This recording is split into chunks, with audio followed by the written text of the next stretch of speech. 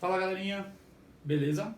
Olha só galerinha, na última aula a gente viu o conceito de potencial elétrico, né? Então a gente viu o conceito, nas aulas mais para trás ainda, a gente estudou o conceito do que é o potencial elétrico e também a energia potencial elétrica. Na última aula a gente viu como que a gente calcula o potencial elétrico gerado por uma única carga ou por um conjunto de cargas, certo? E hoje a gente vai ver o conceito de linhas equipotenciais, certo? O que são linhas equipotenciais? Ó, pela própria palavra, esse prefixo aqui, equi, significa igual, e potenciais, potencial. Então, são regiões no espaço onde o potencial vale o mesmo, certo? Ó, vamos começar aqui por uma carga isolada, uma carga sozinha. Como que a gente vai determinar quais são as linhas equipotenciais? Então, quais são as regiões onde o potencial vale a mesma coisa, certo? Bom, se a gente lembrar, ó, o potencial de uma única carga a gente calcula como sendo K, a constante, valor da carga dividido pela distância ao quadrado.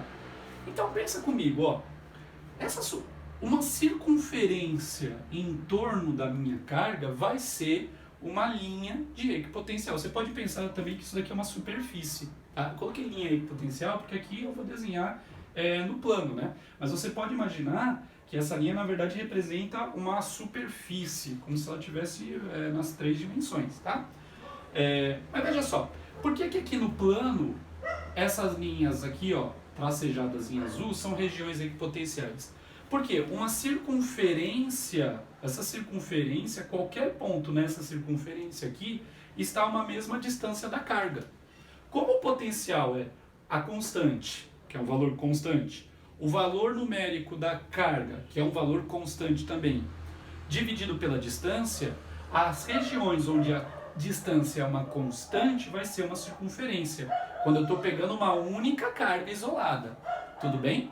Então, ó, essas regiões aqui, qualquer ponto aqui que estiver sobre uma dessas linhas tracejadas aqui, vai ter o mesmo potencial. Então, o potencial nesse ponto aqui, sobre essa circunferência aqui, ó, ele, sei lá, vale, vamos dizer, 20 volts.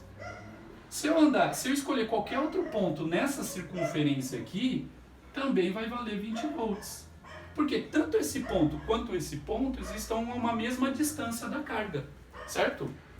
Agora, se eu vim por uma linha, uma circunferência mais interna, eu mudei a distância, né, diminuiu, portanto o potencial vai aumentar. Então vamos dizer que aqui, ó, o potencial é 30 volts. Em qualquer parte dessa circunferência aqui, o potencial também vai ser de 30 volts. Se eu ir mais para dentro, para uma circunferência mais interna, o potencial aumenta, 40 volts, sei lá. Tudo bem, gente? Então, linhas equipotenciais ou também superfícies equipotenciais são regiões onde o potencial vale a mesma coisa, certo? E detalhe, as linhas equipotenciais ou superfícies equipotenciais, elas sempre formam um ângulo de 90 graus com as linhas de campo.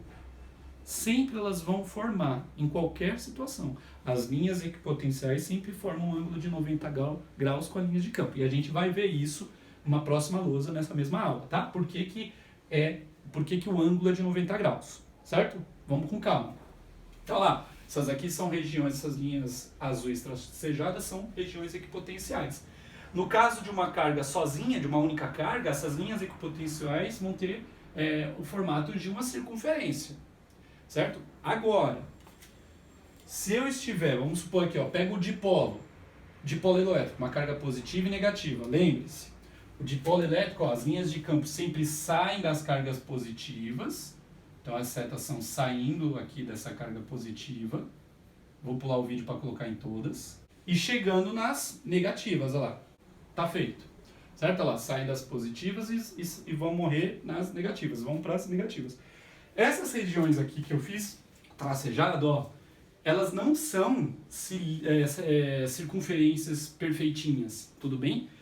Por quê? Porque as regiões de equipotencial para um dipolo, elas vão ser diferentes, elas não vão ser certinhas, porque o potencial em cada posição, apesar de estar a uma mesma distância, ele não vai ter o mesmo valor. Entende? Então, para uma carga sozinha, as regiões equipotenciais vão ser circunferências perfeitas. Agora, quando a gente tem um conjunto de cargas, as regiões equipotenciais elas vão ter um formato diferente da circunferência, certo? Mas ainda continua valendo. Por exemplo, ó, essa linha aqui equipotencial, ó, essa parte aqui, ó, tracejado em azul, em qualquer ponto aqui, ó, que eu pegar nessa figura geométrica aqui, que sei lá o que é, nesse círculo aqui fechado, né, que não é uma circunferência, dá vontade de falar circunferência, mas não é uma circunferência. Nesse circuitinho fechado aqui, ó, em qualquer ponto o potencial vai valer a mesma coisa. Sei lá, vou dizer um valor, eu estou inventando, 40 volts. Então, aqui é 40 volts. E aqui? Ah, está na mesma linha de equipotencial, então é 40 volts. Ah, e aqui? Está na mesma linha, então é 40 volts. Tudo bem? Certo? Ah, e nessa daqui mais interna? Ah, aqui está mais próximo, sei lá, 50 volts. Então, em qualquer ponto aqui vai ser 50 volts. Ainda continua valendo o que eu disse para esse caso aqui, ó. As linhas equipotenciais, elas sempre formam um ângulo de 90 graus com as linhas de campo ou linhas de força. Tá? Ó, o que eu coloquei aqui, ó, as linhas equipotenciais sempre formam 90 graus com as linhas de campo, certo? Ou linhas de força, tanto faz dizer linha de campo ou linha de força. Certo, gente? Esse foi o conceito de equipotencial. O que a gente vai ver agora? A gente vai relacionar, a gente vai ver o conceito de diferença de potencial, que a gente vai chamar de DDP, diferença de potencial, e o trabalho da força elétrica, certo? Vou mudar a lousa. Olha lá, pessoal. Segunda parte aqui, a gente vai ver a relação que existe entre trabalho da força elétrica e energia potencial elétrica. A gente vai ver que os dois são a mesma coisa, e a gente vai mostrar nessa aula, certo? Primeira coisa, ó, vamos pegar aqui, para exemplificar. Imagina que eu tenho uma carga positiva aqui, e eu pego uma carga de prova também positiva e coloco ela aqui, e solto. Espontaneamente, o que ela vai fazer? Ela vai caminhar para onde? Por que ela caminha para lá? Porque o aumento do potencial elétrico, lembra, é sempre no sentido contrário do campo elétrico. A gente sabe que o campo elétrico de uma carga positiva é sempre saindo, certo? Então é sempre o aumento do potencial elétrico é sempre no sentido contrário do campo elétrico. Então aqui nessa linha, para onde aumenta o potencial elétrico? Para cá. Na natureza, a natureza ela sempre procura configurações de sistema que tenham a menor energia. Então, se para cá aumenta o potencial elétrico, a minha carguinha positiva vai caminhar no sentido contrário do aumento potencial, certo? Só um detalhe. Se essa carga de prova fosse negativa, aí ela caminharia nessa situação aqui no sentido do aumento do potencial elétrico. Por quê? Porque o valor numérico da energia potencial ia aumentar, mas como ela é uma carga negativa, ia ser a energia potencial elétrica ia aumentar o valor numérico, mas ia ficar mais negativo. Como assim? Vamos supor, a energia potencial elétrica, se isso daqui fosse uma carga negativa, tá?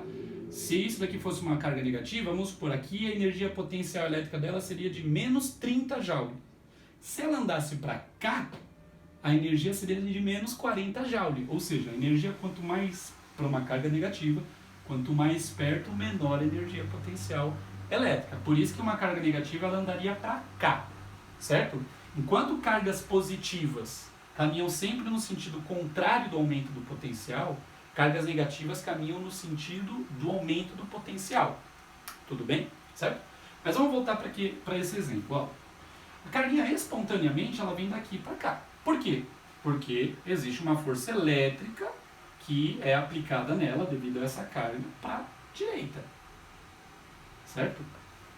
Gente, a força elétrica ela é uma força conservativa. O que é uma força conservativa? Eu vou dar um exemplo de uma força que não é conservativa, o atrito. A força de atrito, ela dissipa parte da energia na forma de calor, em outros tipos de forma de energia que não se mantém no sistema. A força elétrica ela é uma força conservativa, porque ela não dissipa essa energia, certo? Ela não vai para fora do sistema. Se ela é uma força conservativa, vale o princípio da conservação da energia mecânica. Ou seja, ó, a energia mecânica ou o princípio de conservação da energia, tá?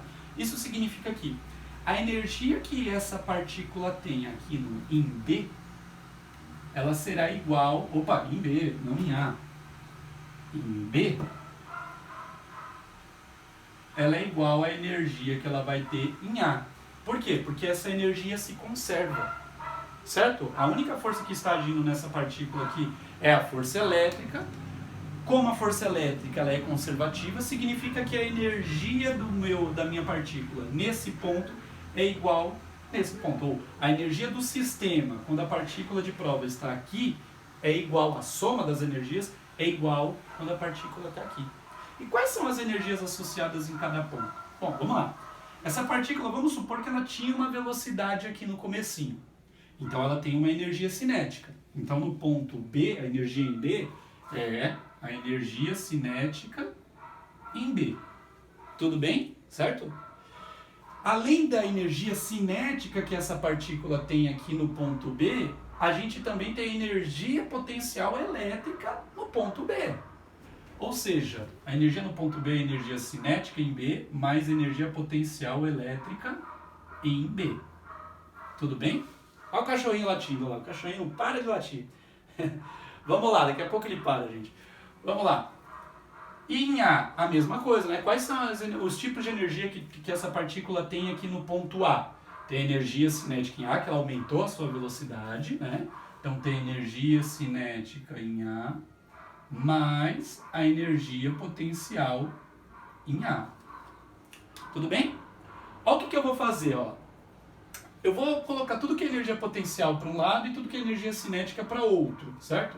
Eu vou escrever assim, ó, energia potencial elétrica em B menos energia potencial elétrica em A é igual energia cinética em A menos a energia cinética em B. Tudo bem? Certo? Mas aí agora é aquele momento que a gente tem que lembrar de algumas coisinhas que a gente viu lá no primeiro colegial. Isso daqui é a variação da energia cinética, certo? E o que a gente viu lá? A variação da energia cinética é igual ao trabalho da força que faz variar essa energia cinética. Ora, por que variou a energia cinética? Porque a velocidade dessa partícula aumentou, ou melhor, variou, vamos dizer assim, né? Nesse caso aqui, ela diminuiu, né? Porque quanto mais longe essa carguinha tiver dessa, menor a força. Logo, menor a sua velocidade. Mas a questão é o seguinte, a velocidade muda desse ponto para esse, a velocidade vai mudar. Por conta de quem? Por conta da força elétrica. E o trabalho da força elétrica, vamos lembrar aqui, ó, o trabalho de uma força é igual à variação da energia cinética do corpo que está recebendo essa força. Certo? Isso aqui é um teorema que a gente mostra. Logo eu vou estar fazendo algum vídeo provando esse teorema aqui, que é o teorema da energia cinética, certo? O que eu quero que vocês lembrem agora é que a variação da energia cinética é igual ao trabalho da força que faz variar essa energia cinética. Ou seja, é igual ao trabalho da força que faz variar a velocidade de um corpo. Quem é que está fazendo variar a velocidade desse corpo? A força elétrica. Ou seja, a gente tem que a variação da energia potencial elétrica é igual ao trabalho da força elétrica. Tudo bem, gente? Maravilha? Só que pensa o seguinte, a energia potencial elétrica, lembra do que eu falei na última aula, na videoaula passada? A energia potencial elétrica do sistema nesse ponto é a energia que uma força externa, que vamos supor, eu gasto para pegar essa carga lá do infinito, trazer essa carga lá do infinito e mover ela até aqui. Certo? Tudo bem? Então a energia potencial elétrica nesse ponto é a energia que alguém gastou para mover essa partícula lá do infinito até aqui. A mesma coisa nesse ponto. A energia potencial elétrica nesse ponto aqui é a energia que alguém gastou para trazer, para arrastar essa carga lá do infinito até aqui. Quanta energia é necessária para trazer essa carga lá do infinito até aqui. Tudo bem? Então a gente vai falar o seguinte, ó, que a energia, ó, vamos pensar o seguinte, qual que é a energia que eu gasto para mover essa carga desse ponto para esse ponto? Qual que é a energia que um agente externo gasta para mover a carga desse ponto para esse ponto? É igual, ele vai ser igual, a energia que um agente externo gasta para mover a carga daqui para cá, é igual à força elétrica, a energia, desculpa, é igual à energia que a força elétrica gasta para mover a carga daqui para cá. Então, o que eu quero dizer? Um agente externo gasta uma energia X para mover a carga daqui para cá. A energia que a força elétrica gasta para mover a carga daqui para cá é a mesma. Então, a gente pode dizer que essa aqui é o trabalho da força elétrica para levar a carga de B até A. A gente pode dizer que o trabalho de uma força externa para levar de A até B é igual ao trabalho da força elétrica para levar de B até A. Apesar do sentido mudar, né, quando eu pego de A até B, mudou o sentido, eu estou movendo para cá. A força, o sinal da força muda também. Tudo bem? Por isso que a gente pode escrever isso. Porque o que eu estou fazendo aqui, gente, eu estou calculando qual é o trabalho de uma força externa de mover uma carga de um ponto para outro. Vamos supor, o que eu estou calculando aqui, para ficar mais claro? Pode ser que esteja um pouco confuso. Eu tenho uma carga numa dada região. Vamos supor, eu vou fazer um desenho pequenininho aqui. Ó. Eu tenho uma carga numa dada região. Uma carga positiva aqui, certo? E eu tenho uma outra carga, sei lá, positiva aqui. Eu quero saber quanta energia eu gasto para mover essa carga daqui para cá. Essa é a grande pergunta para essa lousa aqui que eu estou montando. Qual é o trabalho que um agente externo, gasta para mover essa carga daqui para cá? E o que eu estou mostrando aqui para vocês, que a energia que eu gasto para mover essa carga daqui para cá, porque elas se repelem, é a mesma energia que a força elétrica faz para espontaneamente a carguinha ir daqui para cá. Certo? É isso que eu estou calculando. Então, o que eu disse a vocês aqui, ó, que o trabalho de uma força externa, vou até colocar aqui, ó, externa, que vai levar a minha carga de A até B, é igual ao trabalho da força elétrica levando de B até A. Olha só. Então, o trabalho da força de A até B vai ser igual a energia potencial elétrica em B menos a energia potencial elétrica em A. Certo? Mas olha aqui, ó. Qual que era a definição a primeira definição que a gente teve para potencial elétrico? Não é que a energia potencial elétrica dividido pela carga é o potencial elétrico? De forma que a gente tem isso daqui, ó, que a energia potencial elétrica é igual a V vezes Q. Tudo bem? Ou seja, vamos lá, o trabalho da força de A até B, tá? O trabalho da força de A até B será o quê? O potencial em B, certo? Vezes a carga de prova, vezes a carga que eu estou movendo, menos o potencial em A, vezes a carga que eu estou movendo. Portanto, o trabalho, ou seja, a energia que eu gasto para mover a carga de um ponto a outro é igual a, vamos colocar esse aqui em evidência, vou colocar aqui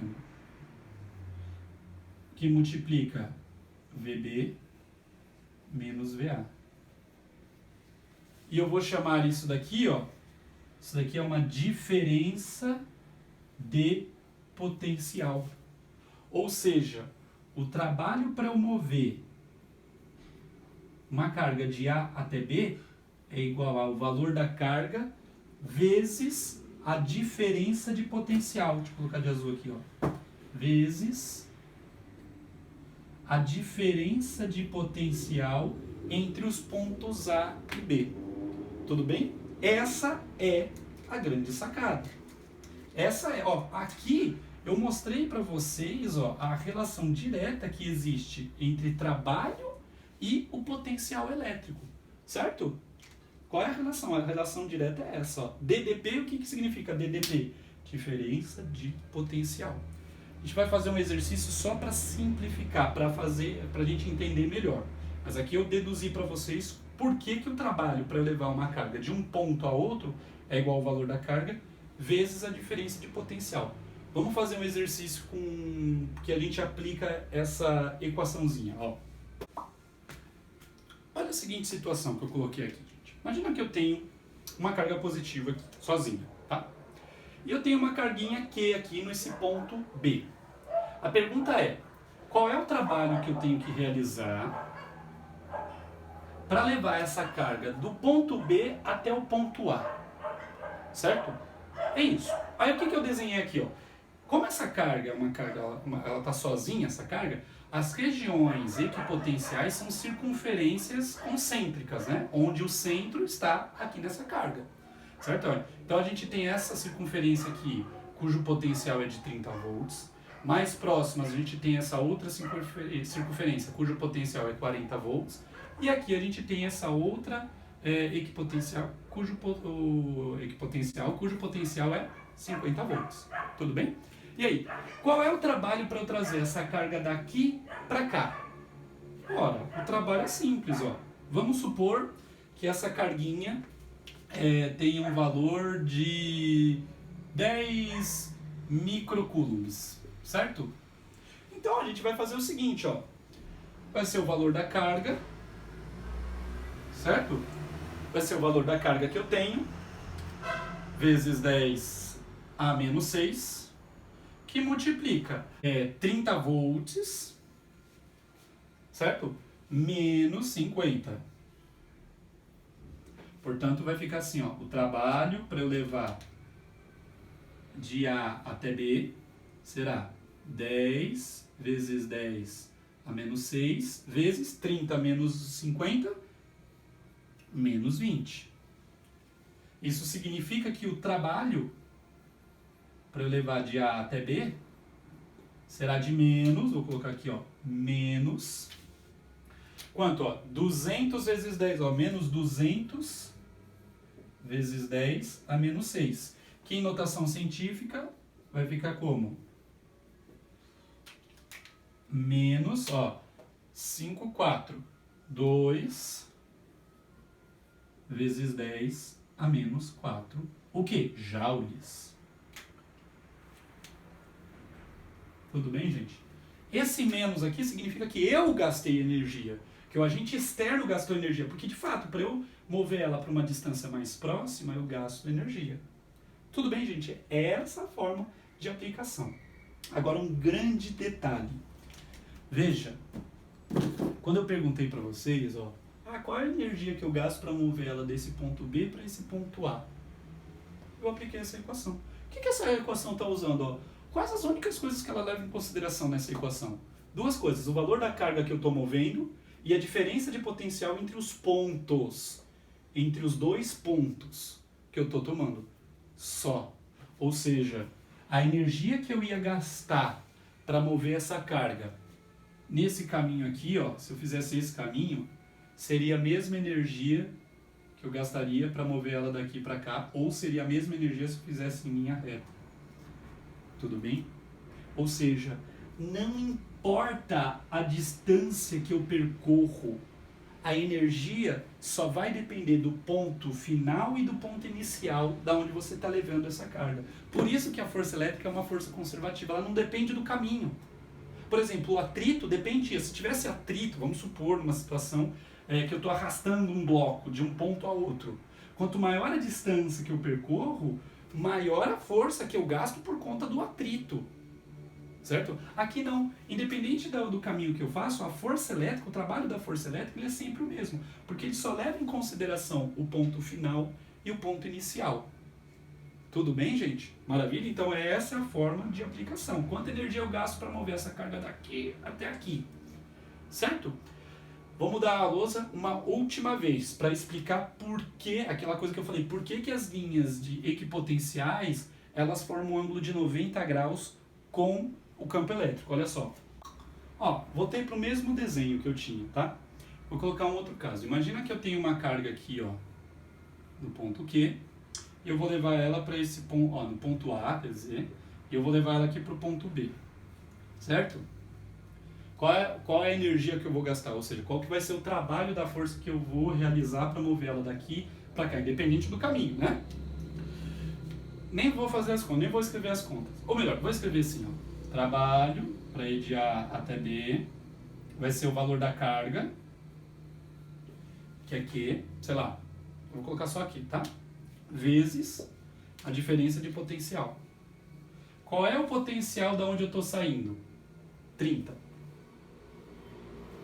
Tá? Lembre-se, como que eu sabia os valores? Porque eu coloquei, ó, essa daqui é o potencial de 50, 40 e 30, certo? E qual é o potencial para onde eu estou levando ela? Ó? Ela está na mesma linha de potencial. Opa! Menos 30.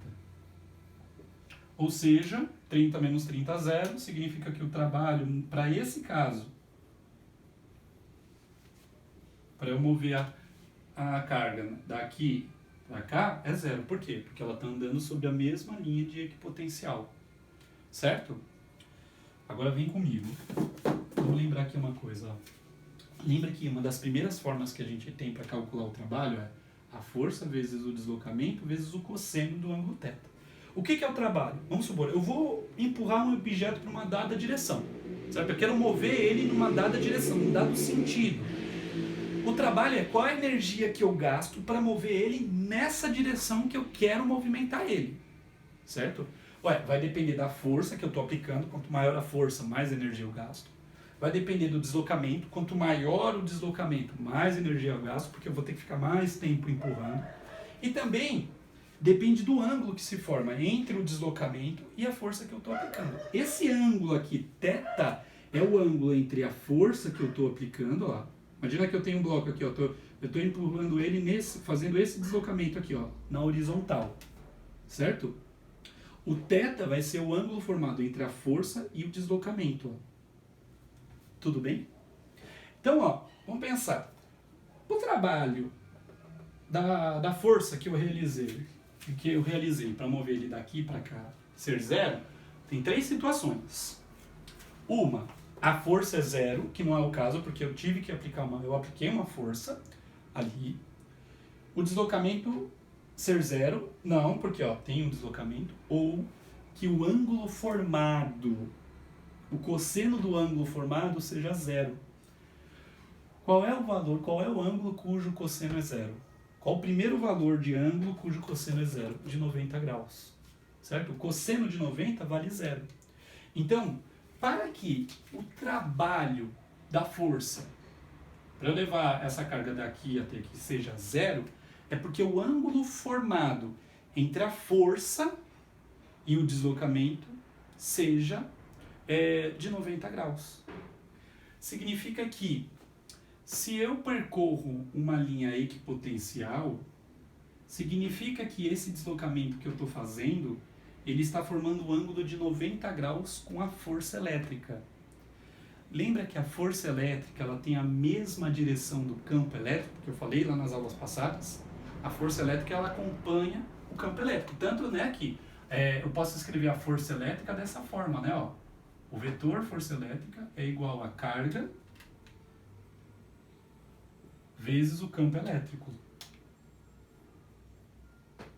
Certo? Ó, essa equação está dizendo que esses dois vetores têm a mesma direção. Ele pode ter sentidos opostos, que vai depender do sinal da carga, mas eles têm a mesma direção. Logo, linhas equipotenciais formam um ângulo de 90 graus com as linhas de força, ou linhas de campo. Por isso que... E como que é o campo elétrico de uma carga positiva? Não é desse jeito aqui, ó?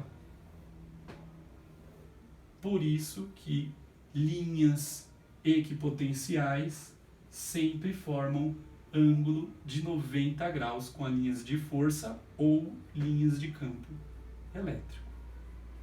Beleza, gente? Então, para qualquer configuração que ele te der o campo elétrico, você já sabe, as linhas equipotenciais têm que formar um ângulo de 90 graus com as linhas de campo. Tudo bem? Ou vice-versa. Ele te deu o campo elétrico, as equipotenciais formam 90 graus e vice-versa. As equipotenciais formam 90 graus com a linha de campo. Beleza, gente? Era isso que eu queria mostrar para vocês nessa aula. Até a próxima!